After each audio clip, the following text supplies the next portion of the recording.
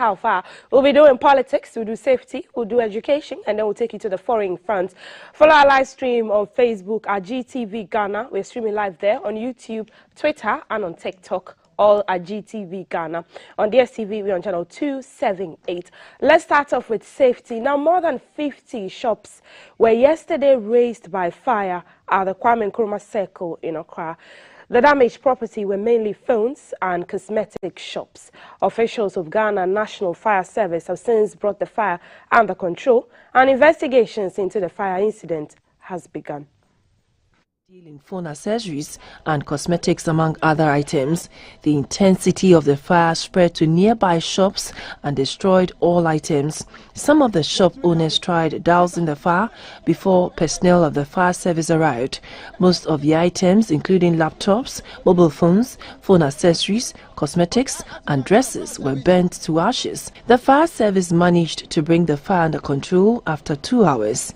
An assistant divisional officer from the Ghana National Fire Service Public Relations Department, ADO2 Alex Kane Nati, spoke to GBC News. We received a call that there's a fire here. The unfortunate thing for us was that simultaneously, as this fire is happening, there's another fire also at Abavana. And you see, the lack of stations, it's a hindrance for us because there was fire at La Paz. So Abelenque had to move to that fire. So when there was a fire at Abavana, where our station at Abelenque was supposed to respond to, Circle had to respond to that fire. So in the absence of Circle here, while they were responding to the fire at Abavana, then this fire started. So we had to call on our people from ministries and then Makola to be able to come. So far we have 4 appliances, 1 from ministries, 1 from Flagstaff House, 1 from Parliament, and then 1 from our station at Makola, putting the situation under control. Some shop owners also spoke to GBC News. We are starting when we see the other shop, the other shop, and from there, yes, started say, you do a flow to another shop, to send Ashi more than 10 shops. Say, and I say more than that. I didn't say less. And it's our shop. Me pacho, bra shop niya, buana. We in Yamasi say, and I mean you so on the shop na why. So person oka some crash now. But I there do my party na mo ye wa anum say. Phones ni oton wa. Uti me. Shop no I didn't answer you. E shake to be one shop and na e she. The fire service ne almost say ebia show Abavana. The fire service for do one time cash me shop ni. Me shop then out on. Ka fire service o say me shop then me phone less or 7 plus. Less phone 13 14 Pro Max. 13 Pro Max. So far well Johnny see no then where to my rescue bibi and say bibi ahye. So far the me phone in there ba kokora ho anto chema na mo ha. Ti me phone ba kokora ho anto chema. My phones in smartphones and the keepers be brave. Man, see the name to me buy nash. Me da was see me na my daughter was so no bomb me money mammy and come back no be ash. But kakana ash no enya she be na the better nyame ase. Say me kasa she na me boa o mu wiai because I say nya attention according to you no tankwa jani see and I confirm you choose opportunity no wiai. Yeah. The incident at Circle also coincided with another fire outbreak at Kotobabi in Accra. Ghana, in the first quarter of 2023, has recorded more than 2,000 fire outbreaks. Yes!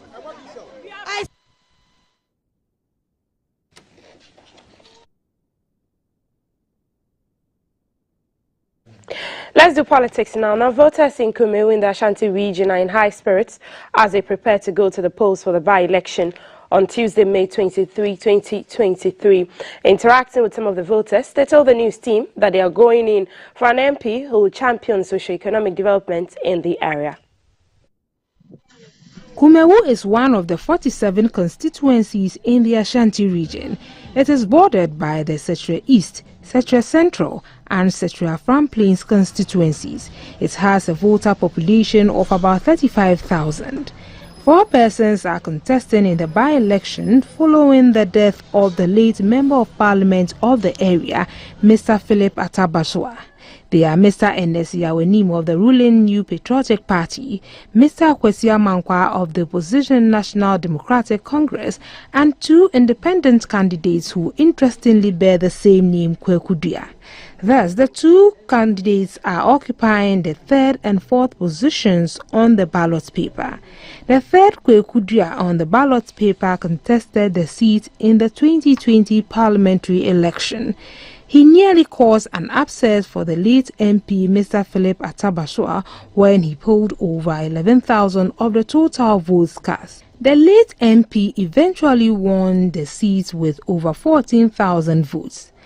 Apart from the 3rd on the ballot, the remaining 3 candidates are all new entrants.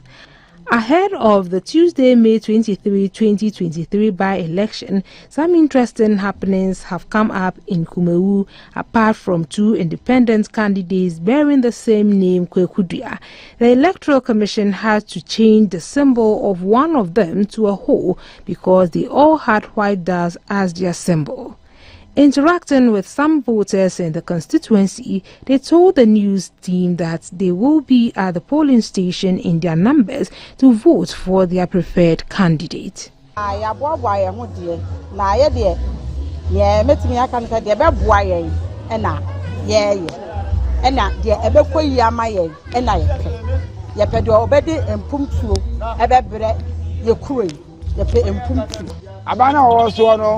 Yenimini mapa dai oye e wo kwemu nti so aye niam na se kese be nipa odi anamu na afiri mu dia na se ye pen pama ne kosi na dia me me kwasi kro dia America sai die me me fa mu dia me wa hoboa pa kese se nyame bo abena se me pe nipa ofiri mu na na mu simu ni ma ne koto aba na me koto aba na de ma no e ma ye ya hoboa pa e be gina so dia to aba ne se NPA ohuye say get quiet you cry quiet o mugu so awon mo ye no aba na meto no mo ato aso ya hoboa pa se beto empuntu no a na ejina so dia to aba no aba de subsidy obi apeso to na aba because we are sitting out na no to aba we me kuma me ya so na me hwede ato aba zizan de yan bebre youth no ya doso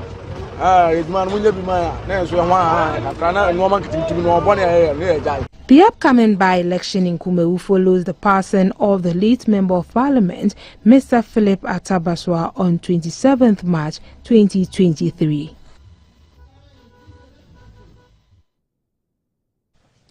Now, meanwhile, President Akufo-Addo, Vice President Dr. Mahamudu Bawumia, and the Chief of Staff, Mrs. Ekosia Freemore, say were among thousands of mourners who thronged Kumewu in the Ashanti region on Saturday to pay their last respect to the late Member of Parliament for Kumewu, Mr. Philip Atabasua, who passed away on 27th March 2023. The late Mr. Philip Baswa started his basic education at the Kumewu Anglican School and attended the Chinibua Kodia Secondary School. He continued to the University of Cape Coast, where he pursued Bachelor of Education. He later obtained an Executive Master's in Business Administration. Before entering into active politics, the late MP worked with the Ghana Education Service as a coordinator. He was appointed the District Chief Executive for the then Setre Kumewu district. On the ticket of the New Patriotic Party, he was first elected as the Member of Parliament for Kumewu in 2012. In Parliament, the late MP served on different committees, including Public Accounts, Social Welfare and State Enterprises committees. The Vice President, Mr. Mahamudu Bawumia, led the government delegation to pay their last respect to the late MP.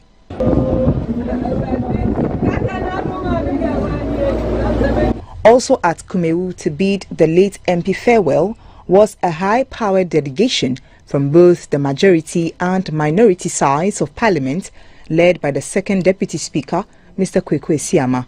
The chairman of the New Patriotic Party, Mr. Stephen Ntim, led the party's delegation. Tributes were read by the family, widow, children and Parliament. You always prefer to sacrifice your comforts for the welfare of others. Your love for education reflected in the quality education you provided for us.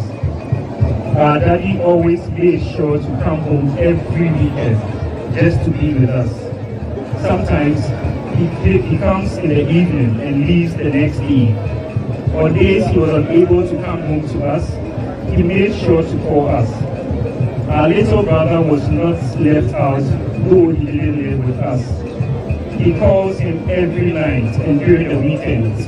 We all have a video call with him and our mother. For others' needs, sincere and true in heart and mind, and beautiful memories left behind.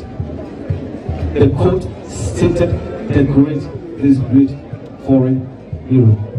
The late Mr. Philip Bassois was serving his third term in Parliament when he passed away on 27th March 2023. He is survived by his wife and 4 children. Now, the Bibiani and Bekwai municipality has investment potentials in all spheres, says the Municipal Coordinating Director, Alhaji Mohamed Yahya Abdul.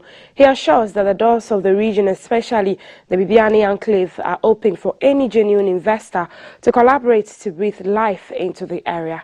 Peggy Amadonko reports. Bibiani Ahrianso Bekwai is one of the 2 municipal assemblies in the 9 administrative districts of the Western North region. The municipality is the gateway to the Western North region from the Ashanti region and Goso in the Ahafo region. With Bibiani as the municipal capital, it has a vision to be an efficient and effective municipality with continuous enhancement of the living standards of its people. The 2021 population and housing census pegs its population at 167,971. As one of the mining hubs of the country and as a commercial center, the area has 2 market days, Fridays and Mondays, coming alive on Friday with people from varied localities. Today, the region, especially the Bibiani Ahrianso Bekwai, is seeing an influx of people. We have a huge potential for development if only we get the right investment within the area. We also have huge potential for lumbering, and the cocoa is also being cultivated in large acreages within the area. The other emerging crops that are of significance is palm, nuts. We also have coconut. All the lands here support the growth of these kind of crops. And with the assembly at the center of everything, we are well positioned to assist any potential investor who would want to take advantage of the huge potentials in this area, from the mineral sector, from the forestry sector, and from the agricultural sector. Sited in the northeast part of the Western North region, Bibiani was elevated to a municipal status in March 2012. Peggy Amadonko from Bibiani. Let's take you to Kintampo, where residents of Chirmankoma, Magazine, Sunkwa, and Nwase electoral area in the Kintampo township of the Bono East region say they are not happy about the poor roads in the area, which is affecting their daily lives. When GBC News visited the area, the link roads were dotted with wide and deep potholes. Our Bono East regional correspondent Samuel Ayama has more in this report.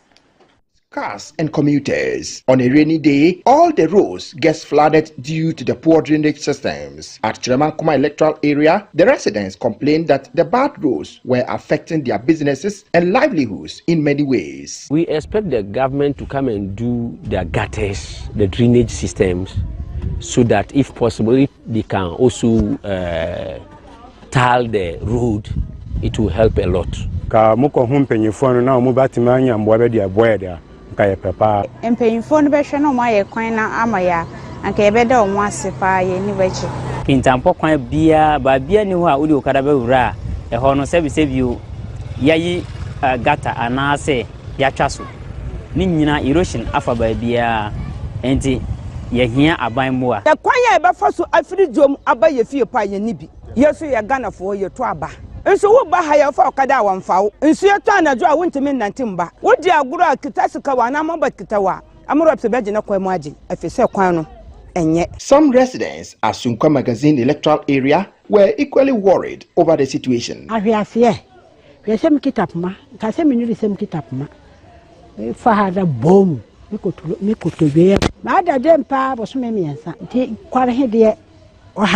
Here and then the other side. When you pass a disaster, you go there west. So I don't know. Are we not Ghanaians? It's difficult for you to get to send sick people, those who are in critical condition, to get them to the hospital because vehicles cannot come here.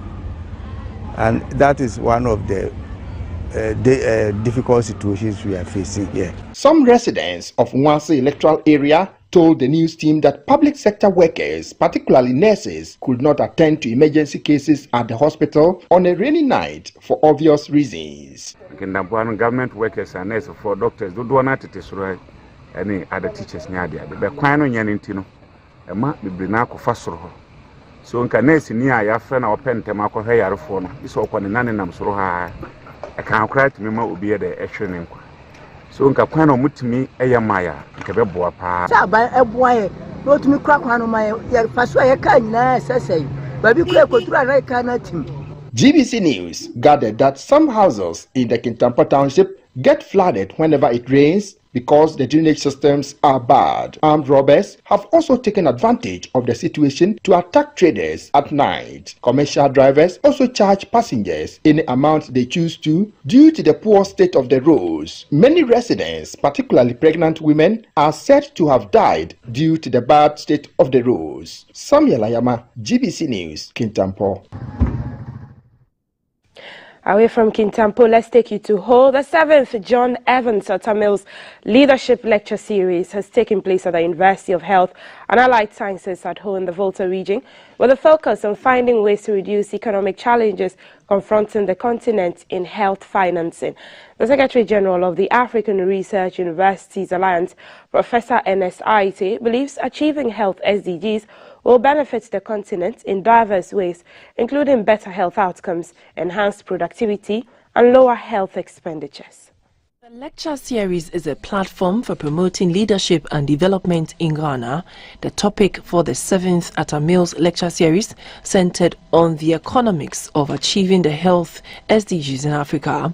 It highlighted the significance of strengthening health systems, enhancing primary healthcare services, and investing in human resources.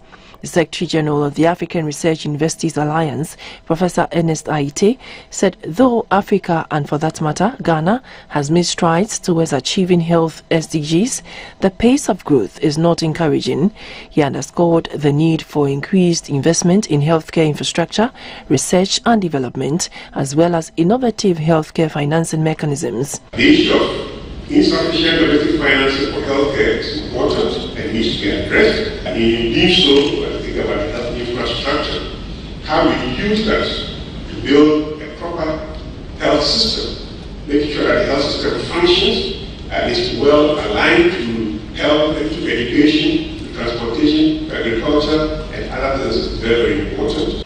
Professor Aite emphasized that collaborative efforts between governments, academia and civil society organizations are crucial for effectively addressing challenges in the health sector. Let's come back to the capital and look at education. As part of efforts to groom young girls across the country, 200 adolescent girls selected from public schools in the Ga North municipality of the Greater Accra region have been socially empowered to live lives free from violence and discrimination. The conviction is that young people have the right to lead healthy lives, and society has the responsibility to provide them with comprehensive knowledge and education they require to make healthy and lifelong decisions. The mentorship program is an initiative started in 2018 by the late Madam Gertrude Ankra and supported by Leading Ladies Network to nurture the next generation of female leaders and building girls through leadership activities.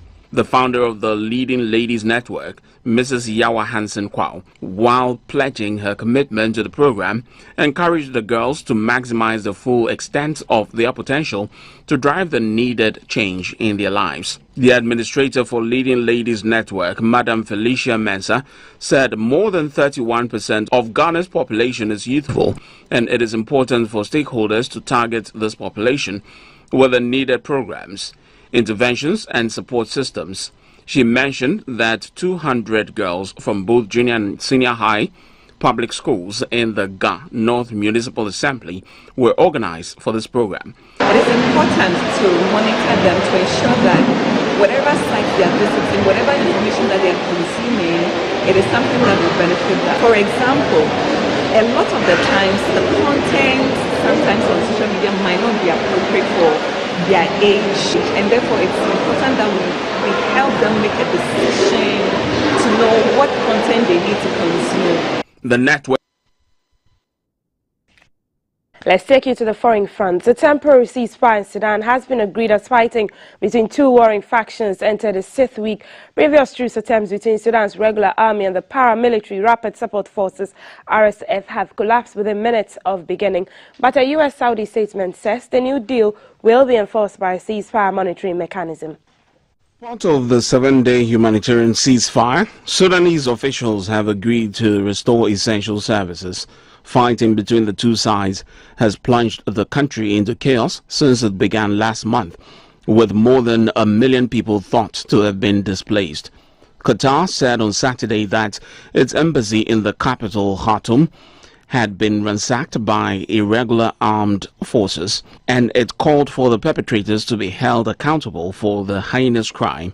Other embassies, including Jordan's, have also been previously ransacked, along with aid warehouses of the UN. Stocks of food, money and essentials have fast declined, and aid groups repeatedly complain of being unable to provide sufficient assistance in Khartoum, where much of the violence has taken place. Both the regular army and the RSF have been urged to allow the distribution of humanitarian aid, restore essential services, and withdraw forces from hospitals. The United States and Saudi Arabia, who sponsored the peace talks,